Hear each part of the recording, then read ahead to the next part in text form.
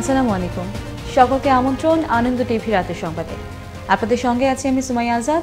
বিশিষ্ট ব্যবসায়ী butterfly marketing লিমিটেডের চেয়ারম্যান ও ব্যবস্থাপনা পরিচালক এম.এ. মান্নান আর নেই। ইন্না লিল্লাহি ওয়া ইন্না ইলাইহি রাজিউন। বুধবার ভোর 4:45 তিনি মৃত্যুবরণ করেন।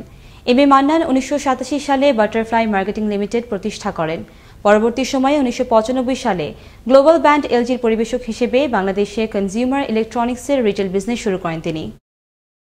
চাঁদপুরে কচুয়া একটি এজেন্ট ব্যাংকের শাখা থেকে চুরি হওয়া 8,16,000 টাকার মধ্যে 7 লক্ষ টাকা উদ্ধার করল কচুয়া থানা পুলিশ। মঙ্গলবার রাতে পৌর বাজারের দ্বিতীয় তলার ভাড়াটিয়া সুলতানা রাজিয়ার বাসা থেকে উদ্ধার করা হয় চুরি হওয়া এই টাকা। পাশাপাশি জড়িত থাকার অভিযোগে গ্রেফতার করা হয় ব্যাংকের ক্যাশিয়ার মাহবুবুল আলম, ম্যানেজার আব্দুল আল মামুন ও তার বোন সুলতানা রাজিয়াকে। বিষয়টি নিশ্চিত করেন কচুয়া থানার ভারপ্রাপ্ত কর্মকর্তা মোহাম্মদ মহিউদ্দিন। কুমিল্লার হোমনায় বেপরোয়া কুকুরের কামড়ে আহত হলেন শিশু, নারী ও মাদ্রাসা শিক্ষার্থী সহ 24 জন।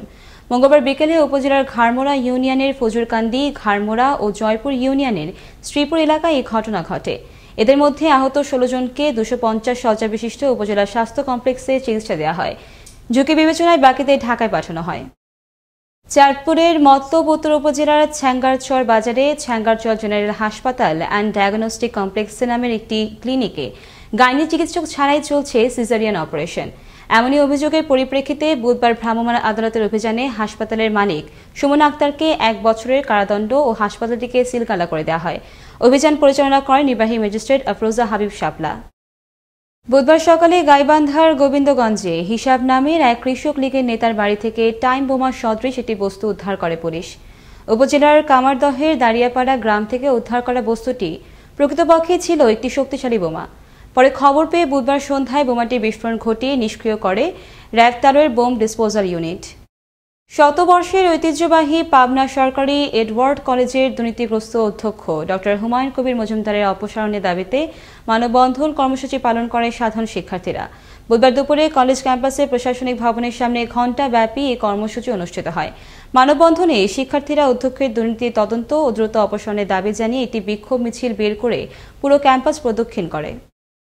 গোপন সংবাদের ভিত্তিতে ফেনীর দেওয়ানগঞ্জ এলাকায় অভিযান পরিচালনা করে র্যাব 7। এ সময় উদ্ধার করা হয় একটি রপ্তানিযোগ্য তৈরি পোশাক কারখানার 336 কার্টুন গার্মেন্টস পণ্য।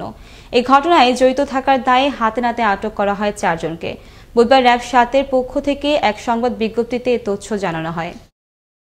বীর পুলিশ মুক্তিযোদ্ধাদের বীরত্বপূর্ণ যুদ্ধগাথা, যুদ্ধের বর্ণনা ও ইতিহাস নিয়ে মুক্তিযুদ্ধের স্মৃতিকথা শীর্ষক বইয়ের মোড়ক উন্মোচন করলেন রংপুর বিভাগীয় কমিশনার আব্দুল ওয়াহাব ভূঁইয়া। বুধবার দুপুরে আরএমপি কনফারেন্স রুমে নগর পুলিশের সংকলিত ও প্রকাশিত বইটির মোড়ক উন্মোচন করেন তিনি। অনুষ্ঠানে Rangpur range DIG Devdas Bhattacharya, metro police commissioner Abdul Ali Mahmud সহ জেলা পুলিশের পদস্থ কর্মকর্তাগণ উপস্থিত ছিলেন। ময়মনসিংহের গফরগাঁওয়ে সপ্তাহের ব্যবধানে ধসে পড়ল 3টি ব্রিজ। এতে অবর্ণীয় দুর্ভোগে পড়েন এলাকাবাসী। পণ্যবাহী যান চলাচল বন্ধ থাকায় জমিতেই নষ্ট হচ্ছে চরাঞ্চলের উৎপাদিত শাকসবজি। দুর্যোগ ব্যবস্থাপনা অধিদপ্তরের অভিযোগ, পানি উন্নয়ন বোর্ডের অপরিকল্পিত খাল খননের ফলে ঘটেছে এমন ঘটনা। তবে ব্রিজের প্রকল্প কর্মকর্তার প্রতি পাল্টা অভিযোগের তীর পানি উন্নয়ন বোর্ডের। আর এলাকাবাসীর অভিযোগ, ব্রিজে নিম্নমানের নির্মাণ সামগ্রী ব্যবহার করাতেই ঘটেছে ব্রিজ ধসের ঘটনা। গফরগাঁও প্রতিনিধি সাবির রায়হানকে সাথে নিয়ে রফিকুল ইসলাম রফিকের প্রতিবেদন, জানাচ্ছেন মোস্তফা কামাল তোহা। নির্মাণের পর 1 বছর যেতে না যেতেই 1 সপ্তাহের ব্যবধানে ধসে গেল 3টি ব্রিজ। ময়মনসিংহের গফরগাঁওয়ের চরালগি ইউনিয়নের বোরাখালী চরে খালের ওপর নির্মিত 3টি ব্রিজ নির্মাণে সরকারের ব্যয় হয় প্রায় 1,32,00,000 টাকা। 26শে মে বিকট শব্দে ভেঙে যায় একটি ব্রিজ। এরই দুদিনের ব্যবধানে খালের ওপর নির্মিত অপর আরও 2টি ব্রিজ দেবে যায়। ফলে আশপাশের 10টি গ্রামের লোকজন সহ ভোগান্তিতে পড়েন 2টি উপজেলার কয়েক লাখ মানুষ। এলাকাবাসীর অভিযোগ, ব্রিজগুলো নির্মাণে ব্যবহার করা হয়েছে নিম্নমানের নির্মাণ সামগ্রী, যার ফলে বছর যেতে না যেতেই সৃষ্টি হয় এমন অবস্থার। এতে ক্ষুব্ধ এলাকাবাসী। ব্রিজটা করছে 1 বছর হয়েছে, ঠিকঠাক মতো কাজ হয় না, ভালো করে কাজ হয় না। ভালো করে কাজ হলে ব্রিজটা ভাঙতো না। ব্রিজটা করে কাজটা একদম নর্মাল করা হয়েছে। ব্রিজটা মঙ্গলবার দিন পারার দিকে ব্রিজটা পানিতে হাইরা ভাঙে গেছে। আপনার যে কৃষি অনেক ফসলাদি করা, এই ফসলাদি আমরা গফরগাঁও বাজার নিয়ে বিক্রি করতে হয়। পণ্যবাহী যানবাহনগুলো বন্ধ হয়ে যাওয়ায় এ অঞ্চলের উৎপাদিত সবজি এখন খেতেই নষ্ট হওয়ার উপক্রম, জানালেন ভোগান্তির কথা। বৃষ্টি ভেঙে যাওয়া আমাদের মালামাল গাড়ি নিয়ে বাড়ির থেকে যাইতাম, এখন বাড়িতে যাইতে পারি না, মাথায় নিয়ে গোবরগা যাইতে হয়। এই মাল আমরা কিছুই গোবরগা নিয়ে যাইতে পারি না, কারণ এই বহুত লোক আর এই খামসায় পানি দেওয়া খামসায় উঠে শত শত গাড়ি চলে এই আনাজ দেওয়া, কারণ বাজারে সলে কম্পিউটারে ভর্তি হয়ে জায়গা। পানি উন্নয়ন বোর্ড অপরিকল্পিতভাবে ব্রিজের কাছে 8 থেকে 10 ফুট গভীরে খাল খনন করায় ঘটেছে এ ঘটনা, এমনটি দাবি উপজেলা প্রকল্প বাস্তবায়ন কর্মকর্তার। আমরা তো 5 ফিট ডিপে করছি, আমাদের খাল খনন 10 ফিট মানে 8 ফিট 10 ফিট ডিপে খাল খনন করতেছে।